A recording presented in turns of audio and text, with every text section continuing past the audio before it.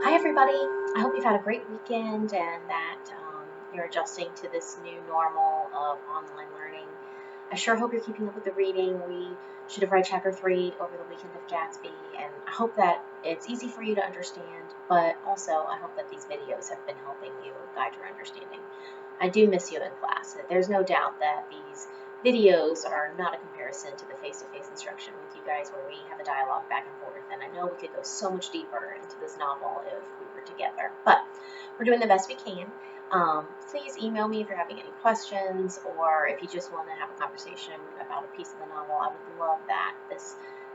I miss that aspect of our class. So we're in chapter 3 right now, and this is a great chapter because we finally get to meet Gatsby, our titular character of the novel. We have had all the suspense building up to him, and even within the chapter, there's suspense about this guy. And by the time it's over, we don't know who this guy is really. Just to remind you, our first initial introduction to him is that he's Nick's neighbor, and that he stands on the dock and he reaches his hand out, waving toward a blinking green light across the bay. So I wonder, what images come to mind when it comes to a green light. Green light go, green light money, green jealousy. There's a lot of imagery surrounding that color, green.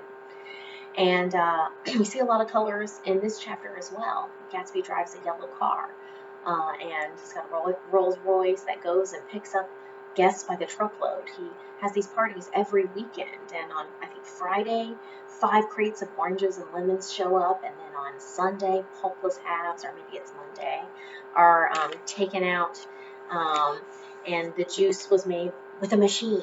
It's the 20s. They're mechanized now, but the butler does have to push the machine's button 200 times to make juice for the guests.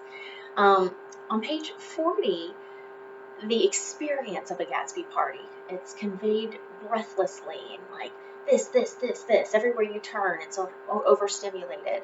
And he uses a AP language device. I'm going to read to you, and you tell me if you can, in your mind, pick up on it, because you're going to need to know this. And we're in the present tense, by the way, to give us a sense that we are right there, in the middle of this party. So by 7 o'clock, an orchestra has arrived. No thin 5-piece affair, but a whole pit full of oboes and trombones and saxophones and viols and cornets and piccolos and low and high drums. Okay, the last swimmers have come in from the beach now. They're dressing upstairs in Gatsby's house. Do they even know Gatsby? The cars from New York are packed 5 deep in the drive, and already in the halls and salons and verandas are gaudy with primary colors and hair shorn in new ways. So think like the style that women would wear, the short bob, the flapper dress, okay? The bar is in full swing, and floating rounds of cocktails permeate the garden outside despite prohibition. And the air is alive with chatter and laughter and casual innuendo and introductions forgotten on the spot and enthusiastic meetings between women who never knew each other's names. So we get a sense of the fervor of a Gatsby party, but also the emptiness of it. It's all surface, it's all fun and fluff, it's not really deep and meaningful. And how does Fitzgerald give that connotation? He uses polysyndeton, and this, and that, and this, and that. Ooh, ooh, ooh, ooh. So just kind of an interesting explanation for it as shown through his language. So the party has begun. Now, Nick hasn't been to a Gatsby party. He's heard them as his neighbor, but people don't get invited to parties. They just show up, right? And in this case, since Nick isn't the type to just stroll on over, he receives an invitation from a chauffeur in a robin's egg blue suit. And I wish we could take time to analyze that. I'm sure there's something there. Nick dresses in some white flannels and heads on over, but he doesn't know anybody. And remember, our reliable narrator, who at the end of the chapter tells us that he is, quote, one of the few honest people I have ever met. Okay, he thinks that about himself. I'm sure we all do about ourselves. But he says that he's going to get rip-roaring drunk at a Gatsby party, and he soon is going to drink 2 finger bowls of champagne, and then things sort of change before his eyes. Remember, in the previous chapter, he said he'd only been drunk twice in his entire life, and this novel is a flashback. So we've already captured Nick in a lapse, if you will, in his reliability.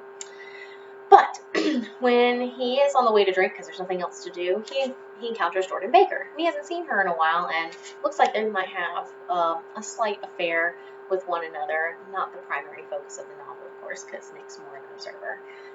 But while they're experiencing Gatsby's party together and she's sort of ditching her date, we find out a few things. Number one, Jordan is a golf athlete, a famous golf athlete, but she cheats in her tournaments. So that's one thing. She's not very honest. Who is honest in this novel? Is it Gatsby? Who's the real deal? But while they're sitting down talking to a few girls, we find out that one girl had torn her dress at the previous Gatsby party. And she says, this is Lucille, she says, when I was last here, I tore my gown at the bottom of page 43. And he asked me my name and address, and within a week I got a package from Croyer with a new evening gown in it. Did you keep it? Asked Jordan. Sure I did. I was going to wear it tonight, but it was a little too big in the bust and had to be altered. It was gas blue, so we're having more light blue colors here, and lavender beads, $265. Man, 100 years ago, $265, that's a lot of money. How much did your prom dresses cost, ladies, and that's today in 2020. So just kind of interesting. Well, another girl says, there's something funny about a fellow who will do something like that. He doesn't want trouble with anybody. Let's ask ourselves, why does Gatsby do that for a stranger, for someone who probably just showed up at his party that wasn't even invited? Is he trying to get everybody to like him and keep everybody happy? Is he trying to cover something up? We have to wonder, what are Gatsby's motives here? We just don't know who this character is. If you turn to page 44, we see some speculations about Gatsby. Some say that he killed a man. Another says that he had been a German spy in World War I. Others say that he grew up in Germany, or actually he was an American during the war. We don't know. Even Jordan says that he claims to be an Oxford man, but she doesn't believe that he actually went to Oxford in college in England. So we don't know. We take a pause from the Gatsby gossip, and Jordan and Nick go into Gatsby's library, and they encounter a strange man there. He's been drunk for a week, and he's wearing thick glasses, and it reminds me of the billboard from Dr. T.J. Eckelberg in Chapter 2. So there's a theme or a motif going on with glasses and seeing things and what's real and what's fake. This drunk guy is shocked to discover that the books in Gatsby's library are real. He can't believe they're not cardboard cutouts of them. He's like, wow, he went to all this trouble, and I can't believe they're bona fide. They're real. That's interesting. Is that symbolic that Gatsby is real? Or is that just the extent to which Gatsby will go to be perceived as authentic? Because one thing he says is that the books haven't even been cut yet. He didn't cut the pages. So that means he hasn't read these books, but he's shelved them, he purchased them and he's shelved them. So they're not fake books. Boy, the 1920s, Anyway, we finally get to meet Gatsby on page 47. So Nick is seated at a table with Jordan and a man about Nick's age. It's Gatsby. And he's been drinking a bunch of champagne. Nick has. Gatsby does not drink. And the scene, quote, changed before my eyes into something significant, elemental, and profound. And so this guy just starts talking to Nick. Ironically, he recognizes Nick. Nick does not recognize him. And he says, your face is familiar. Weren't you in the 3rd Division during the war? And Nick says, why, yes, I was in the 9th Machine Gun Battalion. Remember, F. Scott Fitzgerald never got to fight in the war. And so he pours that remorse into these characters. The man keeps talking, and he says that he's bought a hydroplane, and he says, why don't you go with me, old sport? Just near the shore, along the Sound. Anytime that suits you best, okay? So, interesting that Gatsby's already inviting Nick to hang out. Tomorrow morning, let's go in my plane. And Nick's like, yeah, okay, sure, why not? And he says, it's weird, this is an unusual party for me, says Nick. I haven't even met the host. I live right over there, I got an invitation. And Gatsby looks so confused for a moment, and I can't imagine how embarrassing this would be for Nick. And he says, this is Gatsby's response, I'm Gatsby. And Nick says, what? Oh, I beg your pardon. Gatsby says, I thought you knew, old sport. I'm afraid I'm not a very good host. Not a good host, says the man who's given everybody free booze during Prohibition. Not a good host who serves 2 suppers for everybody who's there and lets them use his pool and come in and change their clothes and he drives them to and from in his Rolls Royce. Yeah, sure, he's a terrible host. But I just can't imagine how embarrassing this is for Nick. Now, I did put a YouTube link to this scene on my website. Please check it out. My son Timothy has watched it a dozen times. He thinks it's so funny, and especially because it's followed by this very famous moment, Gatsby's smile. Nick/Fitzgerald dedicates an entire paragraph describing Gatsby's smile. What a smile. Here we go. I'm on page 48. He smiled understandingly, much more than understandingly. It was one of those rare smiles with the quality of eternal reassurance in it that you may come across 4 or 5 times in life. It faced or seemed to face the whole external world for an instant, then concentrated on you with an irresistible prejudice in your favor. It understood you just as far as you wanted to be understood, believed in you as you would like to believe in yourself, and assured you that it had precisely the impression of you that at your best you had hoped to convey. Man, that is one heck of a smile right there. Interesting that Nick pays so much attention to Gatsby's smile. Nick seems to be really interested in Gatsby. So at that moment, though, Gatsby's butler comes and whisks him away. He has a phone call from someone in Chicago. Later, he'll have a phone call from someone in Philadelphia. So it's kind of interesting how Gatsby's pulled away. He's so cosmopolitan, perhaps, or maybe something else. I don't know. But based on that smile, it seems like Gatsby's the real deal. That's Nick's impression of him, at least. So anyway, the party goes on. And as I said, Gatsby doesn't drink. What kind of host would you be? Put yourself in Gatsby's shoes. Would you be the kind of host of a party that gets in it with the guests and has some fun? Or would you be the observer? Here's Gatsby. And I think this scene is funny on page 50. The music is playing. Nick is watching Gatsby. Gatsby is watching everybody else. So we've got a chain of observers here. Nick and Gatsby seem to have a lot in common. But my eyes fell on Gatsby standing alone on the marble steps, looking from a group to another with approving eyes. His tan skin was drawn attractively tight on his face, and his short hair looked as though it were trimmed every day. I could see nothing sinister about him. Interesting. So the night goes on, the guests are getting drunk, and they're getting sloppy. On page 51, a girl is so drunk she's playing the piano, and she's crying. Mascara is dripping down her face.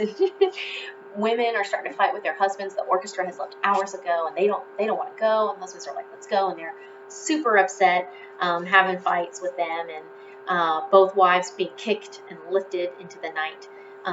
Perhaps commentary on male dominance, or just commentary on marriage, how, these marriages are just not fulfilling in the 20s. But anyway, long story short, Nick joins Gatsby at the end of the party, and actually I should backtrack before that. Gatsby has pulled Jordan into a private conversation. We do not know the contents of that conversation, but she comes back on page 52 and she says, it was amazing, but I swore I wouldn't tell it, and here I am tantalizing you. And she yawned in my face, because that's Jordan's thing. She just yawns all the time. Gatsby says, old sport, Jordan. Oh. And so she has to leave. So do you think something's going on between Gatsby and Jordan? What was this? Was this a conversation? Was it something more? And of course, Jordan doesn't tell Nick. But anyway, Nick goes to Gatsby in the garden at the end of the party, and he apologizes for not having known him. And Gatsby says, oh, don't mention it. Don't give it another thought, old sport. Don't forget, we'll go up in the hydroplane tomorrow morning at 9 o'clock. So, okay. We'll see where this goes. Now, as Nick is walking back, because remember he's his neighbor, a car accident happens, and he observes this. And this is another example of the carelessness of this time period. Don't drink and drive, right? But yet, here they are. It's Allies. He's involved in this car crash. Now, he didn't drive, but he was in the car with someone drunker than he. And if you look on page 54, Allies gets up, and one of the tires has flown off the car. And everybody's like, what happened? Did you run into the wall? And Allies says, I don't know. I don't know about driving. Not at night. And he says, well, you shouldn't drive if you're a poor driver at night or drunk. And he says, you don't understand. I wasn't driving. And so this dangly, pale fellow steps out of the wreck, and he says, what's the matter? Did we run out of gas? And someone on page 55 says, look. And they point at the amputated wheel. It came off. Well, I didn't even notice we'd stopped. And he says, can someone tell me where a gasoline station is? I'm like, but no, the wheel is off. And he's like, back out, put her in reverse. I mean, this guy is trashed. And it's just, eye roll. The automobile was relatively new come the 1920s. Really only rich people had it. And remember, Tom, he has polo ponies. That's a relic of the past, having horses instead of cars. People would turn their stables into garages during this time period rather than maintaining the horse. So it's just kind of interesting that maybe they didn't really know about drunk driving, or maybe this is foreshadowing for a future event. We'll have to wait and see. But regardless, Nick watches Gatsby in complete isolation, the figure of the host who stood on his porch, his hand held up in a farewell gesture. Goodbye. So that's that. Nick adds one little commentary at the end of the chapter. He's like, it seems like all I do is talk about Gatsby. He's like, I want you to know I have a really crowded, important summer. Because he's talked about 3 isolated events so far, right? Chapter 1 was his dinner with Tom and Daisy.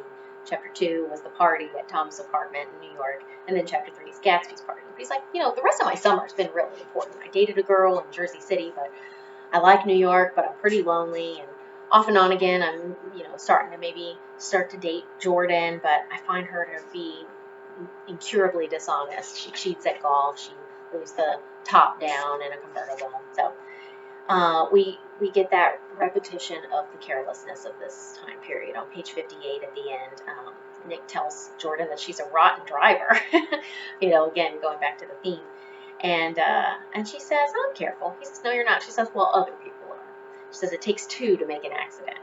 And Nick says, well, what if you encounter somebody just as careless as yourself? And she says, I hope I never will, because I hate careless people. That's why I like you. Okie doke. So, again, Nick ends the chapter saying, well, I am one of the few honest people I've ever known, but what do you think? Do you think we can trust Nick? Is he a reliable narrator? Is he telling us the truth? Is he reserving judgment like he said he would in chapter 1? We'll just have to wait and find out. Thanks for tuning in, and read chapter 4, and check back again tomorrow. Have a great one. Bye-bye.